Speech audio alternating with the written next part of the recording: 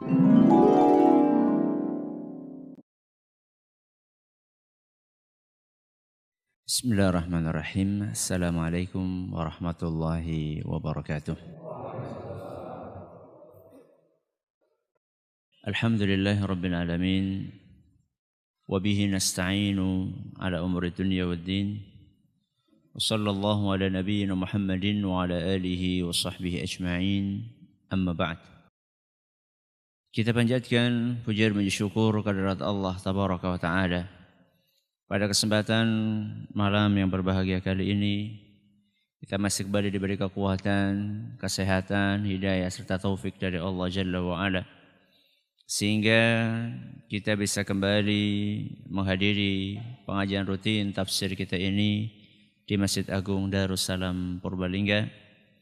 Kita berharap semoga Allah Tabaraka wa Ta'ala berkenan untuk melimpahkan kepada kita semuanya ilmu yang bermanfaat, sehingga bisa kita amalkan sebagai bekal untuk menghadap kepada Allah Jalla wa'ala. Allahumma amin. Salawat dan salam semoga senantiasa tercurahkan kepada junjungan kita Nabi besar Muhammad sallallahu alaihi wasallam, kepada keluarganya, sahabatnya dan umatnya yang setia mengikuti tuntunannya hingga di akhir nanti. Para hadirin dan sekalian yang kami hormati, seperti biasanya sebelum kita memulai kajian kita pada hari ini, kita akan membaca bersama surat yang mulia yaitu surat Ad-Duha, untuk mengulangi hafalan kita dan juga mungkin memperbaiki beberapa bacaan yang belum sesuai dengan aturan tajwid. A'udzu billahi minasy syaithanir rajim.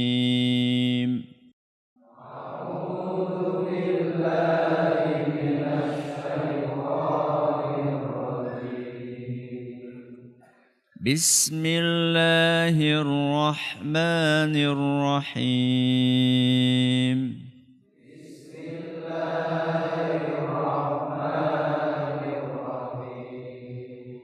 Wadduha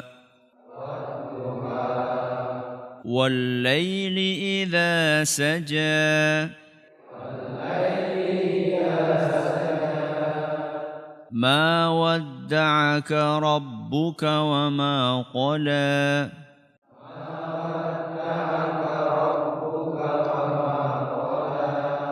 Walal akhiratu khairul laka minal ula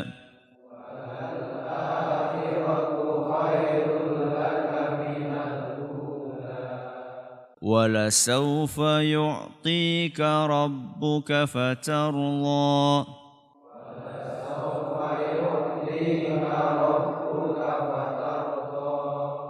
أَلَمْ يَجِدْكَ يَتِيمًا فَآوَى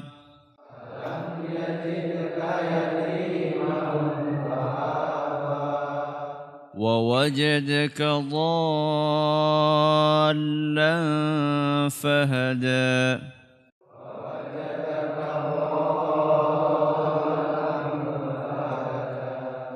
وَوَجَدَكَ عَائِلًا فَأَغْنَى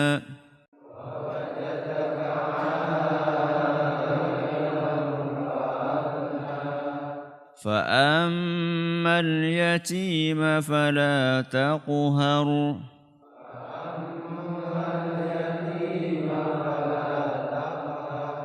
وَأَمَّا السَّائِلَ فَلَا تَنْهَرْ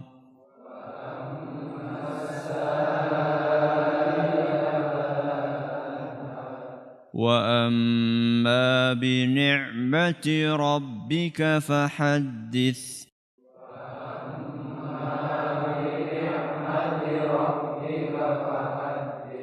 Para hadirin dan hadirat sekalian yang kami hormati dan juga segenap pendengar Radio Insani 102,2 FM di Purbalingga, Purwokerto, Banjarnegara, Cilacap, Wonosobo, Kebumen dan sekitarnya. Para pendengar Radio Roja di Jakarta, di Bandung, di Lampung, di Berau, dimanapun Anda berada. Radio Bas FM Solo Tigo dan sekitarnya, Radio Al-Hikmah di Banyuwangi dan sekitarnya, radio kita di Cirebon dan sekitarnya, radio kita dan juga beberapa radio-radio lainnya yang ikut menyiarkan pengajian ini serta para pemirsa UFI TV dan Roja TV dimanapun Anda berada. Pada pertemuan yang terakhir kita telah sampai pembahasan ayat yang ketiga, ke-6 apa ke-7? Ayat yang ke-6. Terakhir kita membahas ayat yang ke-6. Apa bunyinya?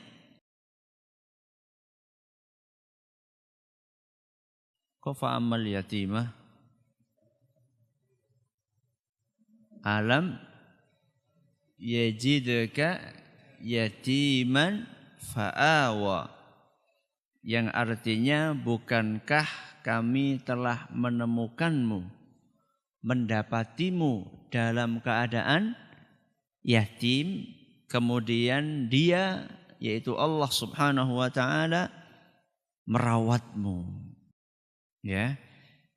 Jadi pada pertemuan yang lalu kita telah memulai pembahasan tentang beberapa karunia yang Allah limpahkan kepada Nabi-Nya Muhammad sallallahu alaihi wasallam.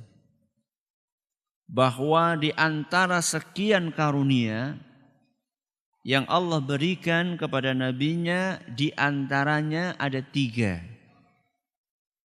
Dan sudah kita awali dari karunia yang pertama, kita bahas pada pertemuan yang lalu. Dan itu ada dalam ayat yang ke-6. Dan hari ini kita akan melanjutkan pembahasan tentang karunia yang lainnya yang Allah berikan kepada Nabi-Nya Muhammad sallallahu alaihi wasallam, yaitu ayat yang ke-7. Apa bunyinya? Wa wajadaka dhallan fahada. Dan dia mendapatimu, yakni Allah Subhanahu wa taala mendapatimu wahai Muhammad dalam keadaan tidak tahu tentang agama ini. Fahada, kemudian Allah memberikan hidayah kepada beliau sallallahu alaihi wasallam. Kalau pada ayat sebelumnya Allah berbicara tentang nikmat yang sifatnya fisik, yakni Nabi SAW diperhatikan makannya, minumnya, kehidupannya, pakaiannya oleh Allah Subhanahu wa taala. Walaupun beliau adalah seorang anak yatim. Alam yajidka yatiman.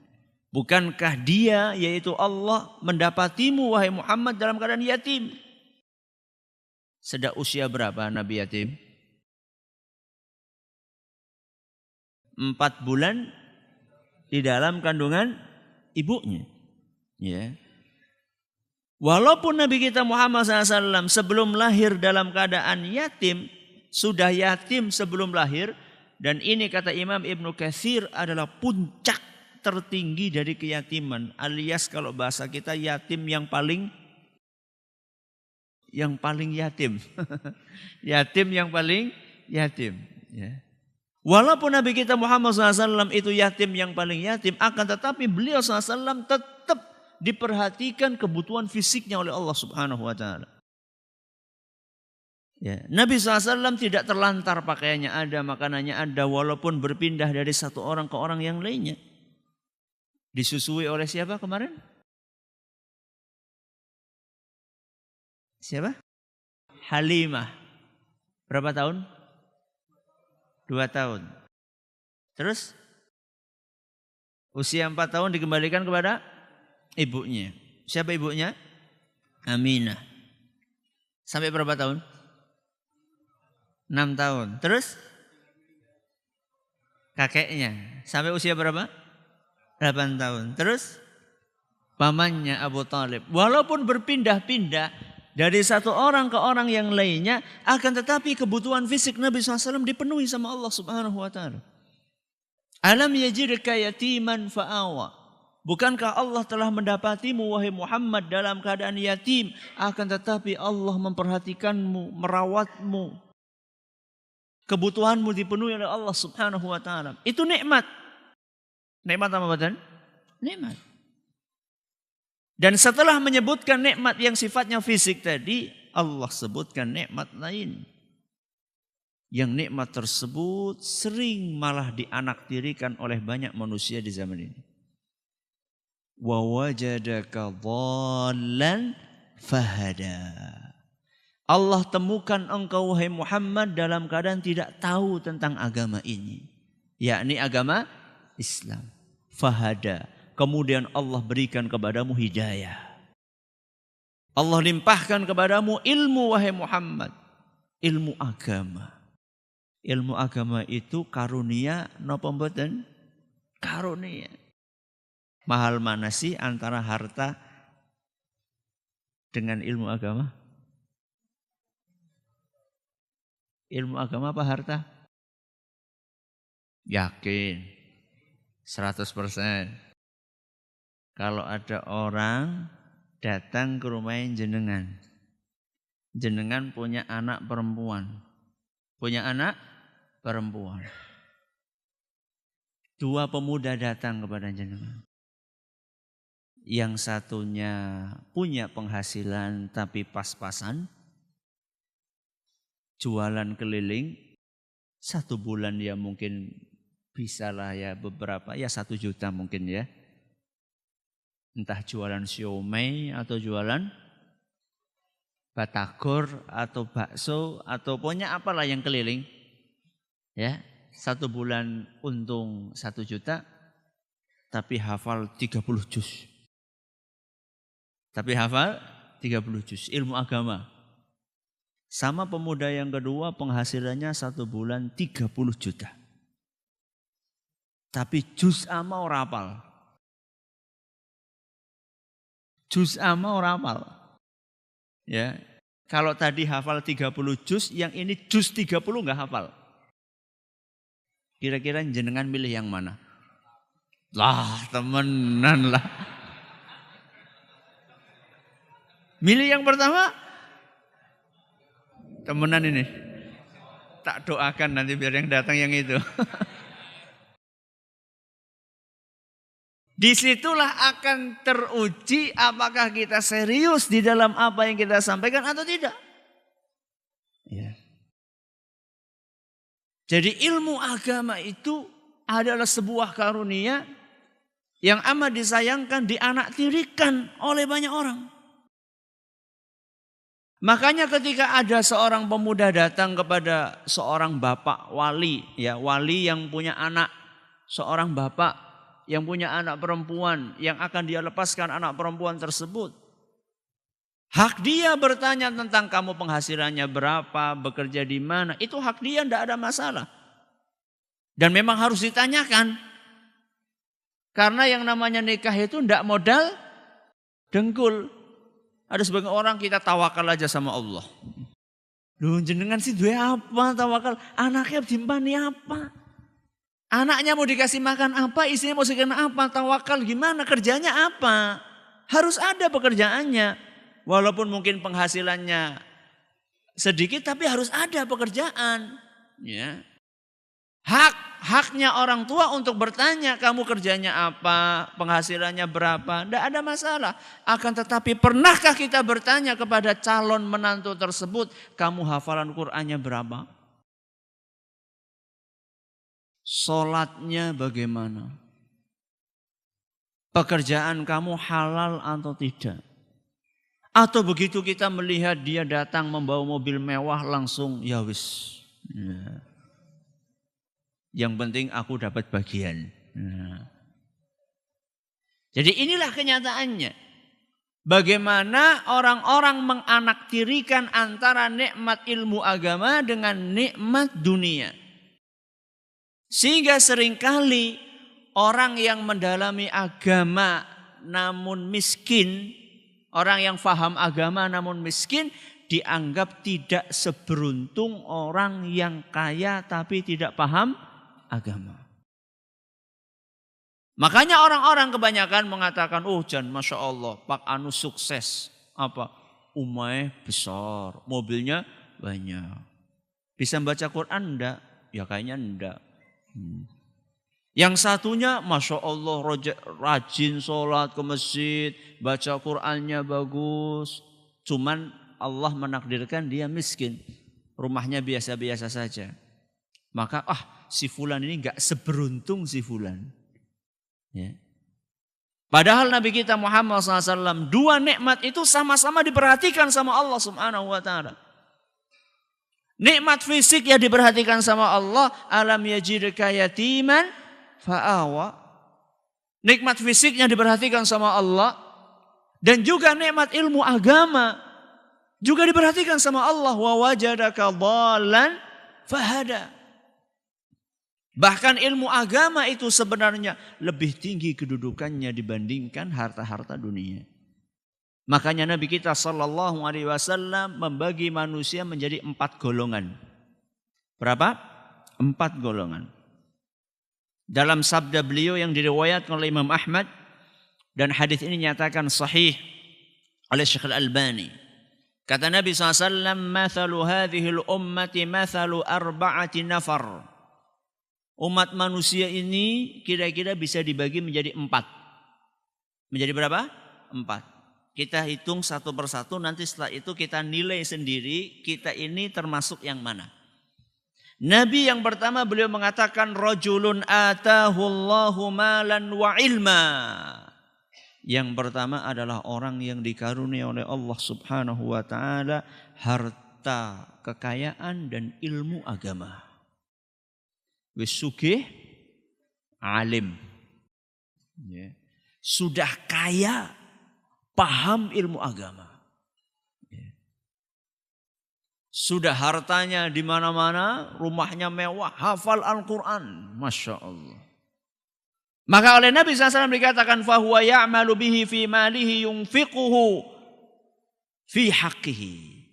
Karena dia punya ilmu agama, paham ilmu agama, harta yang ada di dalam tabungan dia, yang ada di rumah dia, dia gunakan untuk jalan-jalan yang diridhoi oleh Allah.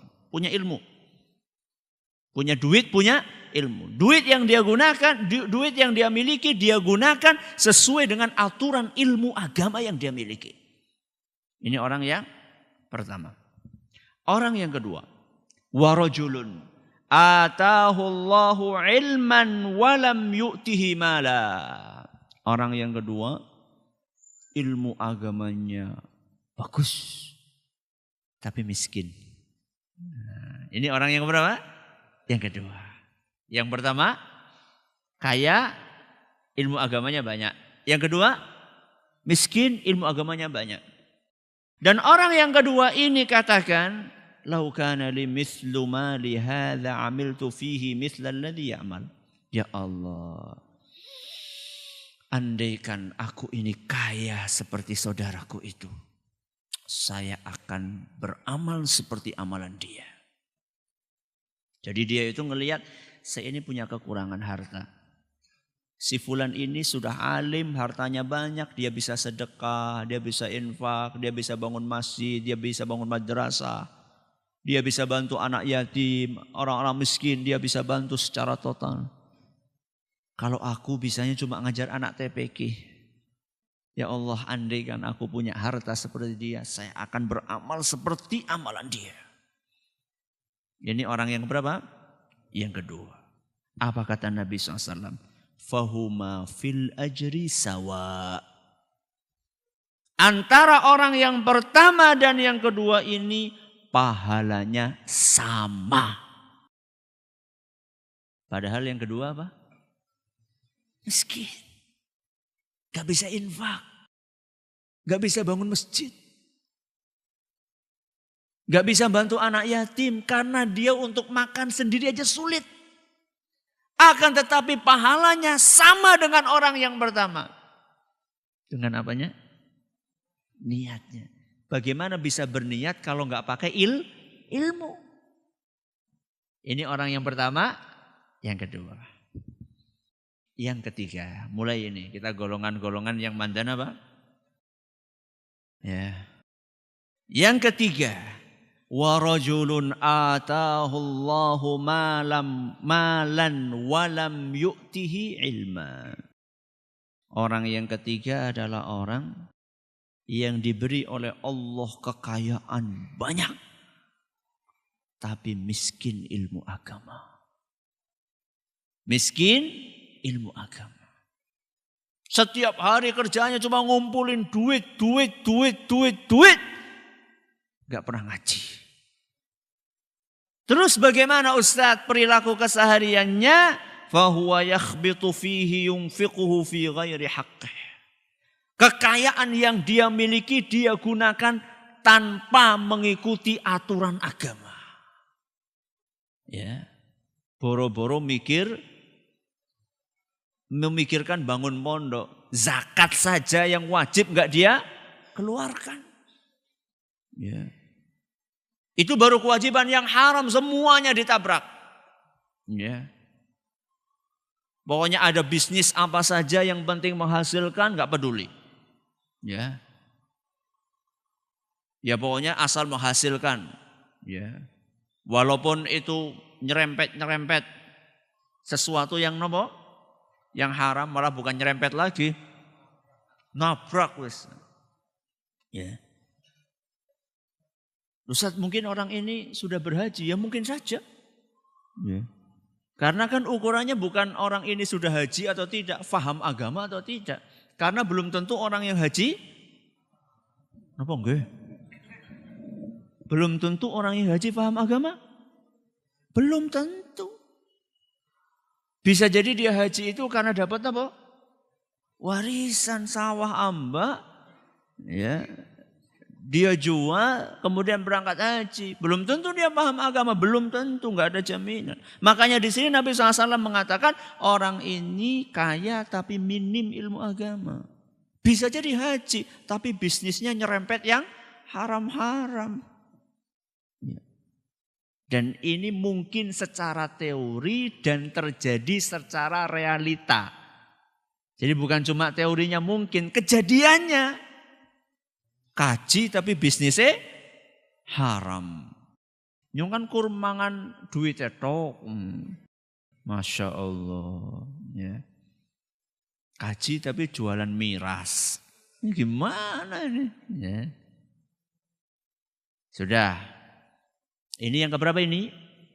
Yang ketiga. Saya ulangi. Yang pertama Pak. Kaya mumpuni ilmu agama. Yang kedua. Miskin, ilmu agamanya bagus. Yang ketiga, kaya tapi miskin ilmu agama. Kaya harta tapi miskin ilmu agama.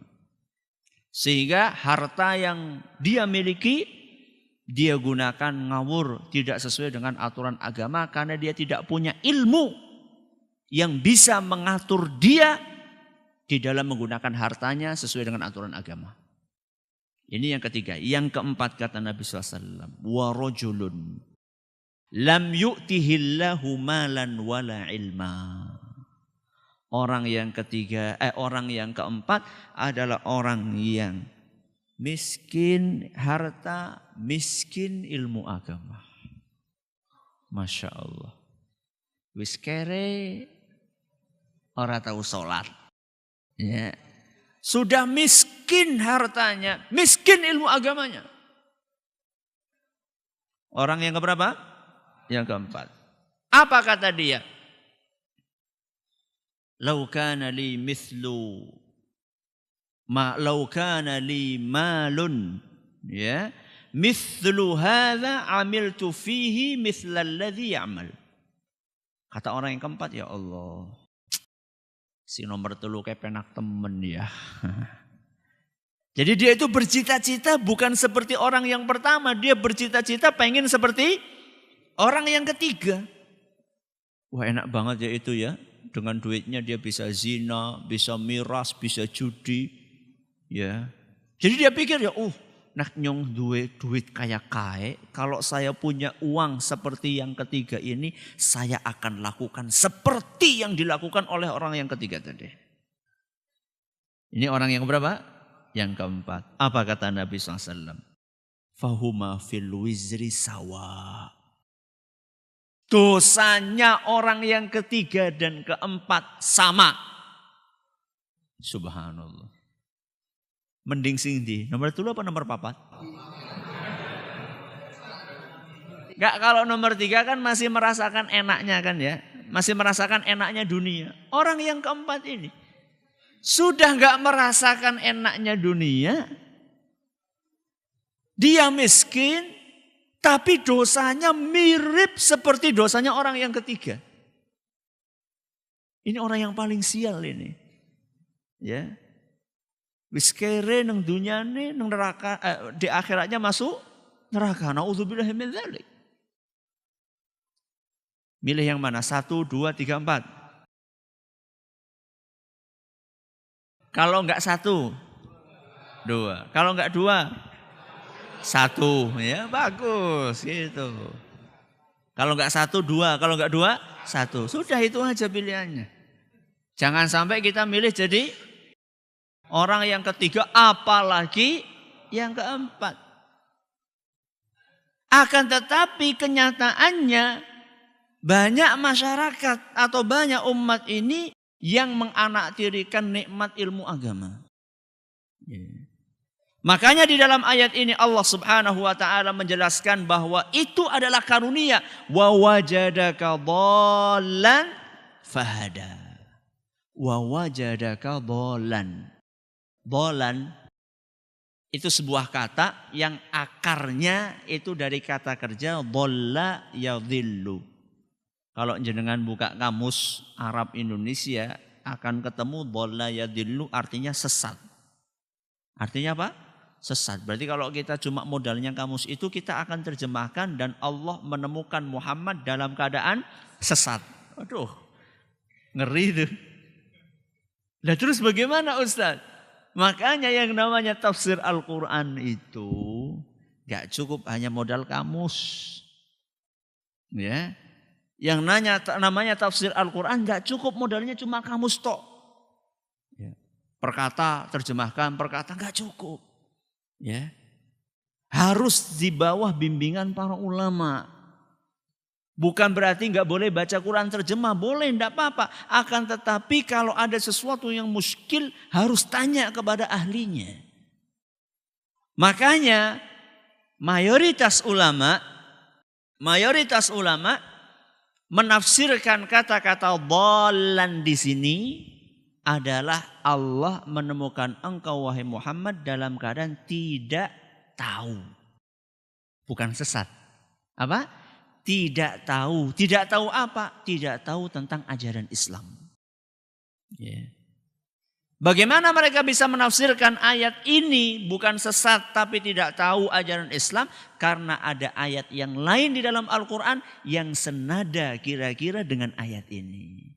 Yaitu di dalam firman Allah surat Asy-Syura ayat 52. Surat apa? Asy-Syura ayat 52. Nah, yang tahu ayat ini mirip kayak ayat itu siapa? Ya para ulama. Makanya yang namanya tafsir itu perlu pakai guru, bukan hanya tafsir toh. Ilmu agama itu kalau belajar perlu guru. Gak cukup hanya sekedar otodidak. Ya. Yang penting baca buku. Dan biasanya kata para ulama, man kana syaikhuhu kitabahu kana khata'uhu aktsara min shawabihi. Barang siapa yang gurunya buku, gurunya apa? Buku. Gurunya siapa? Google. Barang siapa yang gurunya buku, maka salahnya lebih banyak daripada benernya. Kelirunya lebih banyak dibandingkan benernya. Ini pentingnya pakai guru. Gurunya juga cari yang betul-betul faham. Makanya di sini Allah Subhanahu wa taala di dalam ayat lain yaitu surat Asy-Syura ayat 52 menjelaskan. Allah berfirman wa kadzalika auhayna ilaika ruham min amrina. Begitulah kami telah mewahyukan ruh kepadamu wahai Muhammad. Mewahyukan kok mewahyukan apa? Ruh. Ruh di sini maksudnya Al-Quran. Jadi kami wahyukan Al-Quran kepadamu wahai Muhammad. Kenapa kok Al-Quran dinamakan apa? Ruh. Ruh itu gunanya untuk apa? Untuk hidup. Berarti Al-Quran itu bikin hidup. Menjadi hidup lebih hidup. Dengan apa? Al-Quran. Bukan dengan rokok, bukan. Ya. Dengan Al-Quran. Hidup menjadi lebih hidup dengan Al-Quran. Ya. Makanya orang yang nggak pakai Al-Quran seakan-akan dia nggak hidup. Karena nggak ada ruhnya. Subhanallah, Allah di dalam ayat ini menyebutkan Allah mewahyukan ruh kepada Muhammad. Ruh maksudnya adalah Al-Quran. Karena Al-Quran adalah ruh kehidupan kita. Makanya diumpamakan oleh sebagian ulama, orang yang nggak pernah baca Al-Quran itu seperti ikan nggak ketemu sama air. Ikan nggak ketemu sama apa? Air. Apa yang terjadi? Mati. Jenengan sama Al-Quran, terakhir ketemu sama Al-Quran kapan? Ya ketemu maksudnya itu bukan ngelihat, baca, buka. Terakhir kapan? Ada sebagian orang terakhir wis khatam kok pas Ramadan tahun wingi. Berarti terakhir ketemu sama Al-Quran berapa? Tahun kemarin. Berarti seperti ikan terakhir ketemu sama air tahun kemarin. Ya. Jadi disebutkan oleh Allah Subhanahu wa taala bahwa Allah telah mewahyukan Al-Quran kepada Muhammad sallallahu alaihi wasallam. Sebelum itu kata Allah, ma kunta tadri mal kitabu walal iman. Wahai Muhammad, sebelum engkau dapat wahyu, engkau tidak tahu. Lihat di sini. Allah pakai kata-kata apa? Tidak tahu. Jadi ayat ini menafsirkan ayat yang ada dalam surat Ad-Duha ayat keberapa tadi? Ayat yang ke-7. Jadi maksud dari dhalan adalah tidak tahu. Ma kunta tadri mal kitabu walal iman. Sebelum engkau dapat wahyu wahai Muhammad, engkau tidak tahu apa itu kitab, apa itu iman. Engkau tidak tahu wahai Muhammad. Kemudian setelah dapat wahyu, walakin ja'alnahu nuran nahdi bihi man nasya'u min ibadina. Setelah itu kami jadikan Al-Quran sebagai cahaya. Kami berikan cahaya itu kepadamu wahai Muhammad. Dan dengan cahaya itu aku atau Allah subhanahu wa ta'ala akan memberikan hidayah kepada siapa yang dikehendakinya. Ini dalam Al-Quran surat apa tadi? Asy-Syura ayat 52. Berarti sebelum dapat wahyu, Nabi SAW tahu tentang Islam atau tidak? Tidak tahu. Apakah ini menjadikan kedudukan Nabi SAW menjadi jatuh di mata kita? Kenapa tidak? 40 tahun. Usia 40 tahun Nabi baru diangkat menjadi Nabi. Ya.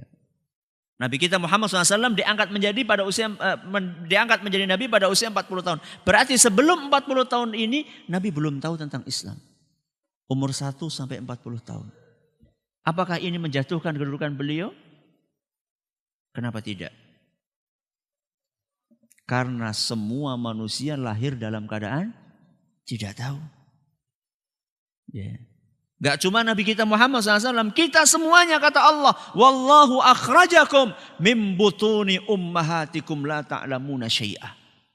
Allah keluarkan kalian dari perut ibu kalian dalam keadaan tidak tahu apa-apa. Al-Quran surat An-Nahl ayat 78. Yang sekarang dosen sama yang sekarang mahasiswa ketika lahir dari perut ibunya sama enggak? Sama.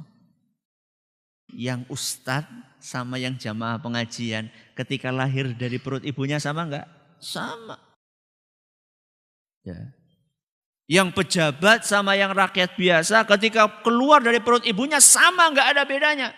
Tidak tahu apa-apa.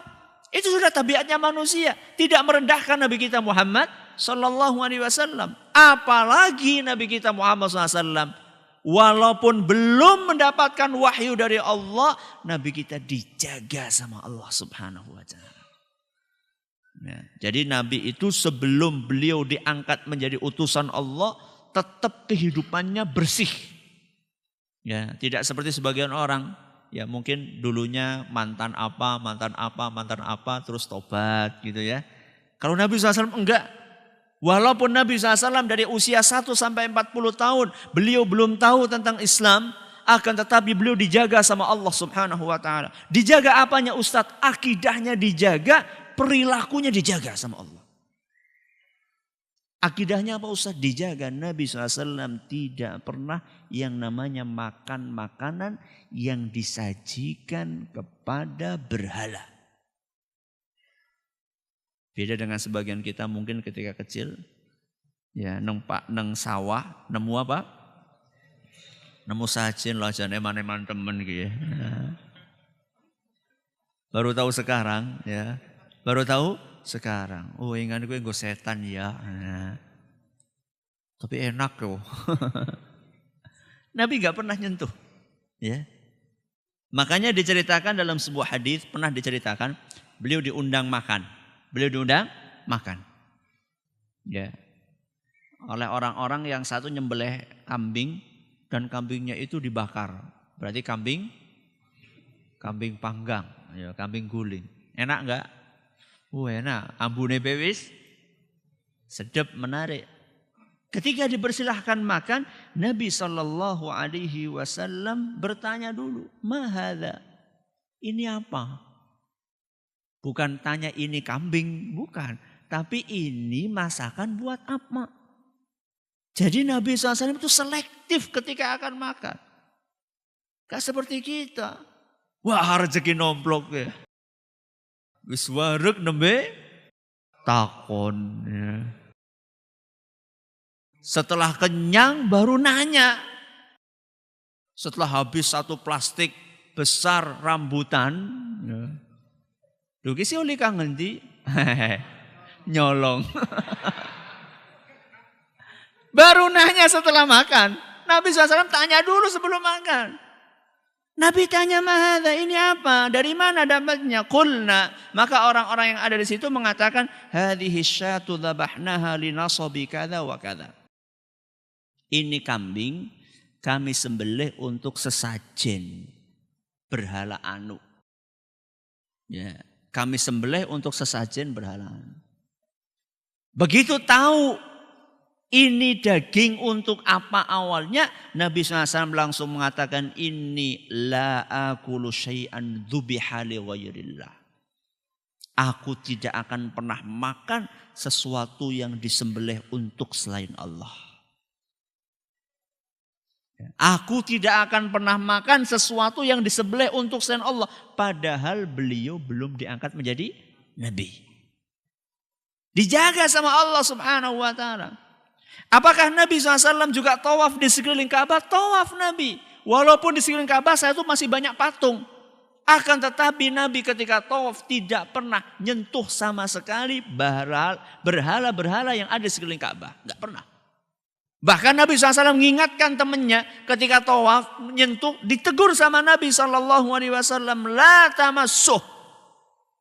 Jangan pegang-pegang itu. Ya. Jadi kalau ada orang lihat berhala, kan orang biasanya penasaran. Ya ke candi mana, katanya kalau sampai tangannya sampai situ umurnya bakalan apa?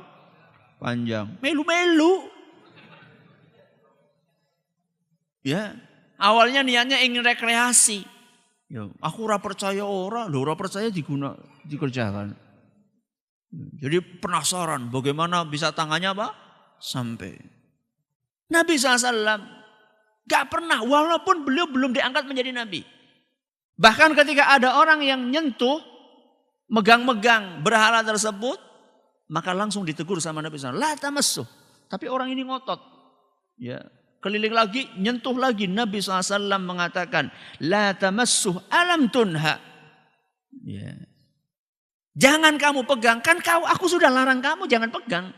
Kata Nabi SAW kepada orang tadi. Padahal Nabi belum diangkat menjadi seorang Nabi. Nabi kita Muhammad SAW belum diangkat menjadi Rasul. Akan tetapi beliau dijaga oleh Allah akidahnya. Dijaga oleh Allah dari praktek-praktek kesyirikan. Yeah. Ini kisah disebutkan dalam sebuah hadis yang diriwayatkan oleh Imam An-Nasa'i dalam Sunan Al-Kubra. Dan isnadnya dinyatakan Hasan oleh Syekh Al-Albani. Ini akidahnya dijaga sama Allah. Walaupun belum diangkat menjadi nabi. Perilakunya beliau juga dijaga sama Allah. Beliau kan masih muda. Muda kan biasanya darahnya darah muda. Ya muda ya darah muda. Ya. Umumnya anak muda itu sukanya foya. Hura-hura gitu. Dan saat itu di Mekah memang anak-anak mudanya seperti itu. Minum-minuman, naudzubillah min dzalik, zina dan seterusnya, ya. Sedangkan Nabi SAW kalau malam-malam, siang-siang beliau menggembala kambing. Kalau malam-malam beliau juga nunggoni kambingnya. Jadi tidur sambil nunggoni kambing-kambingnya. Pada suatu hari diceritakan, anak muda diceritakan bahwa beliau berdua sama temannya menggembala kambing sampai malam. Suatu malam, ya, dia berkata kepada temannya, kepada rekannya, "Unzur ghanami hatta asmura hadhihi al-lailata bi Makkah kama yasmural fityan." Temanku, tolong saya titip kambingku ini, kamu yang jaga. Malam ini saya pengen begadang. Seperti anak-anak muda begadang. Jadi suatu malam Nabi SAW pengen melakukan seperti apa yang dilakukan oleh pemuda pada umumnya. Maka temannya pun mengatakan na'am, ya silakan. Akhirnya Nabi SAW turun sebentar, ya, ke kota Mekah. Sampai di kota Mekah beliau nemu ada sebuah rumah. Di dalamnya ada nyanyian, ada genjeringan lah gampangannya ya.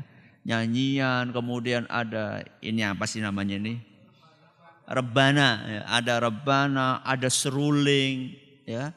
Pokoknya intinya orang, kalau sekarang mungkin ya, kalau sekarang itu hingar-bingar diskotik kira-kira seperti itulah. Kira-kira seperti itu. Walaupun saat itu belum ada diskotik, ya. Nyanyi-nyanyi, ada bidu wanitanya, kemudian macam-macam lah. Maka Nabi Muhammad pun bertanya, ini Muhammad muda, belum diangkat menjadi nabi, ya. Muhammad muda ini pun bertanya, apa ini, acara apa? Maka orang yang hadir di situ mengatakan ini pernikahan antara si fulan sama fulanah. Hiburannya apa? Gambus, ya gampangnya kalau sekarang. Ibunya apa? Gambus, ya. Maka Nabi pun masuk ke situ. Masuk ke situ, duduk di situ, baru sebentar Nabi SAW duduk, ketiduran. Pernah nggak ngelihat ada orang konser ngantuk? Nabi SAW baru sebentar duduk ketiduran. Beliau katakan, "Fama aiqadhani illa masus syamsi." Aku tidak terbangun kecuali ketika merasakan panasnya sinar matahari. Alias sudah siang. Gak sholat Ustaz. Belum jadi nabi kok. Jadi Nabi SAW itu sama sekali gak tahu apa yang terjadi dari malam. Tahu-tahu bangun-bangun sudah siang. Acaranya sudah selesai. Maka kemudian beliau pun pulang. Ya, menemui siapa? Temannya lagi. Temannya tanya, gimana semalam? Ya, cerita dia. Dia cerita, oh tadi malam kayak gini. Dan malam berikutnya terulang lagi kejadiannya sama seperti itu. Kata Nabi SAW, "Fa wallahi ma hamamtu ba'daha bisu'in mimma ya'malu ahlul jahiliyati hatta akramanillahu azza wa jalla binubuwwatihi." Demi Allah, kata Nabi SAW, setelah dua kejadian tadi, tidak pernah aku berpikir melakukan sesuatu yang negatif seperti kebiasaannya orang-orang jahiliyah sampai Allah angkat aku menjadi nabi. Hadis riwayat Ibnu Hibban dan dinyatakan sahih oleh Imam Al-Hakim. Kepengin saja enggak pernah. Ya. Kepengin saja enggak pernah. Dan ketika kepengin dilindungi sama Allah Subhanahu wa taala. Bahkan Nabi SAW buka aurat pun gak pernah. Ya, kalau sekarang anak muda bal-balan yang nganggo celana pendek. Nabi nggak pernah. Bahkan diceritakan beliau ketika bantu-bantu bangun Ka'bah, ngerehab Ka'bah, kan beliau ikut bantu. Bawa nih apa? Bawa nih batu. Bawa nih batu di pundaknya. Nah pamannya ini bilang sama Nabi kita Muhammad SAW, Muhammad, coba itu pundak kamu bawa lecet. Sarungmu itu kamu angkat buat apa? Buat alas ini. Ya, kalau diangkat berarti kan auratnya terbuka. Ya. Maka begitu Nabi baru mau ngangkat, pingsan Nabi SAW. Baru mau ngangkat. Belum sempat kebuka auratnya langsung pingsan Nabi kita Muhammad SAW. Dan ketika pertama kali bangun, yang ditanyakan oleh Nabi, mana sarungku? Jadi Nabi SAW walaupun beliau belum paham tentang Islam, tapi subhanallah Nabi kita dijaga sama Allah subhanahu wa ta'ala. Dan inilah yang seharusnya kita lakukan. Banyak orang tua di zaman ini, anaknya bukan diajari nutup aurat, malah diajari buka aurat. Pak, belet pipis, gue ngarep gue. Gue mau ana wit mawar, sisan go urea. Ya. Bukannya diajari nutup aurat, malah diajari buka aurat. Anak perempuan SD, loh si cilik iki ya ora apa-apa loh. Latihan. Ya. Wa wajadaka dhallan fahada. Ini nikmat yang keberapa? Yang kedua. Allah temukan kalian dalam keadaan tidak tahu ajaran Islam, kemudian Allah berikan hidayah. Berarti hidayah itu memang dari siapa? Allah subhanahu wa ta'ala. Ini yang dapat kami sampaikan. Terima kasih atas perhatiannya. Mohon maaf atas segala kekurangannya. Kita tutup dengan membaca subhanakallahumma wa bihamdika asyhadu an la ilaha illa anta astaghfiruka wa atubu ilaik. Wassalamualaikum warahmatullahi wabarakatuh. Jangan lupa untuk subscribe dan share bila kajian ini dirasa bermanfaat.